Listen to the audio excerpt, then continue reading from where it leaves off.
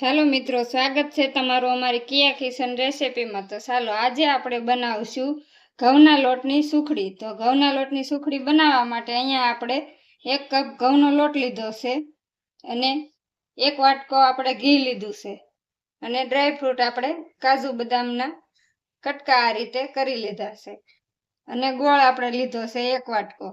જેટલું મીઠું પસંદ હોય એ પ્રમાણે આપણે ગોળ નાખી શકીએ છીએ અને થોડુંક આપણે दूध पण लीधुं छे। तो हवे आपणे एक वासण लई लीधुं छे, एमां आपणे लोट शेकी लेशुं। तो आपणे 1 वाटको घी लीधुं छे ई आपणे एड करीशुं। घी गरम थाय एटले लोट एड करीशुं। तो घी गरम थई गयुं छे, हवे आपणे लोट एड करी देशुं।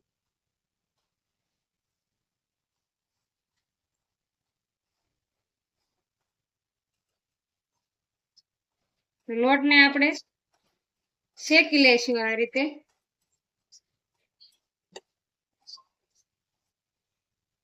तो लोट ने आपणे वधारे शेकी लेवानो छे। लोट नो कलर चेन्ज न थाय त्यां सुधी आपणे शेकावा देशुं અને લોટ શેકાઈ જશે એટલે ઘી તરત છૂટું પડી જશે આપણું, એટલે લોટ શેકાઈ જશે। તો આ રીતે આપણે ધીમા ગેસે જ તે શેકવાનું છે।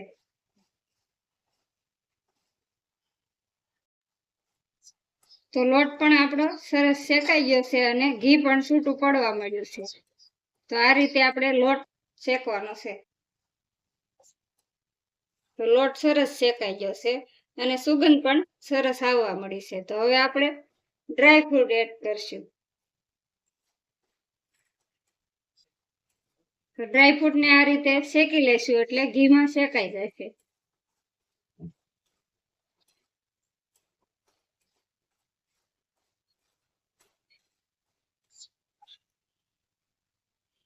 હવે આપણે ગોળ એડ કરી દેશું। તો ગોળ આપણી એક કણી આખી ન રહે એ રીતે આપણે મિક્સ કરી લેવાનું છે।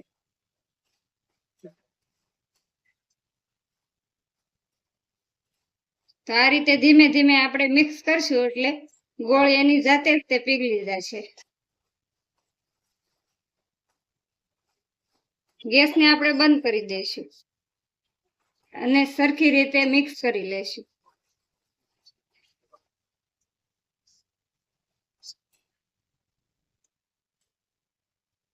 તો હવે આપણે થોડુંક એવું દૂધ એડ કરવાનું છે।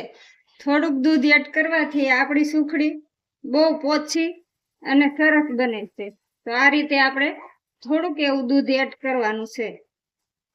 સુખડી આપણી કડક બિલકુલ નહીં બને અને પોચી બનશે અને ખાવામાં પણ સરસ ટેસ્ટ આવશે। તો આ રીતે આપણે મિક્સ કરી લેવાનું છે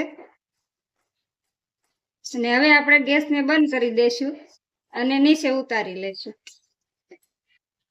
તો હવે આપણે એક પ્લેટમાં કાઢી લેશું।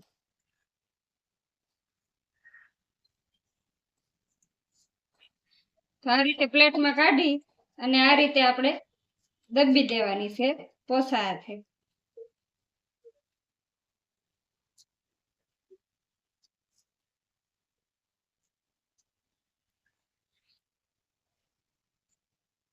તો આ રીતે આપણે સુખડીને દાબડી લેવાની છે એટલે આપણા સુખડીના પતીકા સરસ પડે।